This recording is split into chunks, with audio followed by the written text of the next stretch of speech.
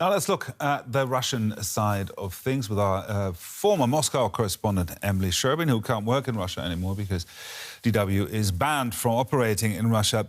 Now, when the war started, Putin aimed for a very swift victory, and everybody expected that to happen. Now we're 100 days into this war. They have to regroup and focus their attacks on the east now. How is Putin selling this as a success at home? Well, look, the way that this war, which of course is called a special operation within Russia, has been framed rhetorically is so vague that essentially the Russian government, including Putin, can sell this, whatever they want to be a victory. So they went into this war saying that they wanted to denazify Ukraine and demilitarize Ukraine.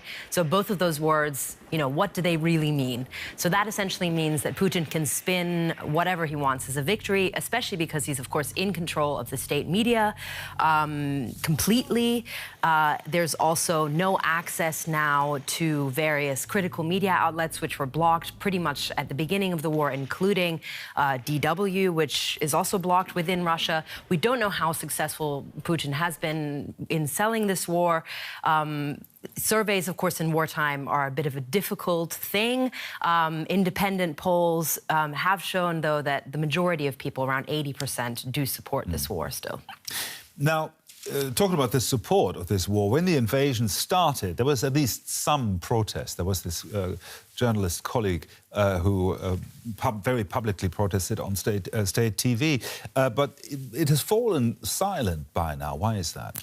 Well, absolutely. Just in the first few days of the war, there were also protests on the streets. You might remember thousands of people were detained.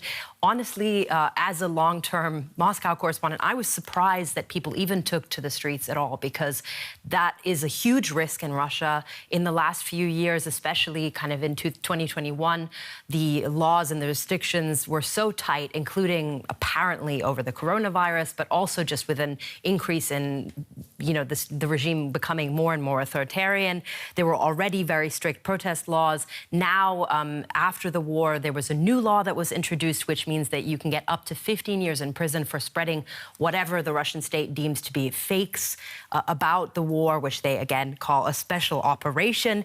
And now there are more laws coming in. The Duma is, for example, introducing a law that would make the concept of treason, state treason, broader. You could get up to 20 years for that. So people are scared. People are scared to protest. And what we're seeing now is more of a trickle of different protests happening. For example, there was one artist who changed the price tags in a supermarket to information about the dead in Mariupol. There was someone handing out candies in Moscow on Pushkin Square to people who were against the war. But this is more of a trickle at the moment. And I think that's because of the huge risk that people would have to take to the streets. Now, there's also been lots of speculation about Putin's health. Unconfirmed information suggests could suffer from cancer or Parkinson. Just rumors? Well, we don't know. There are persistent reports, as you say, including in the Russian media. There was an investigation by the Russian media outlet Projekt, which I think is a very reliable source, about Putin's health. They looked into it and they said that he's been traveling for the last few years with several doctors, including specialists on cancer. And interestingly, this week, there were, sources within U.S. intelligence also saying that Putin might have cancer. Of course, the Russian side would say this is a smear campaign. We don't know. We probably will never find out. Putin's health, I think, would be a taboo even within the Kremlin to discuss that.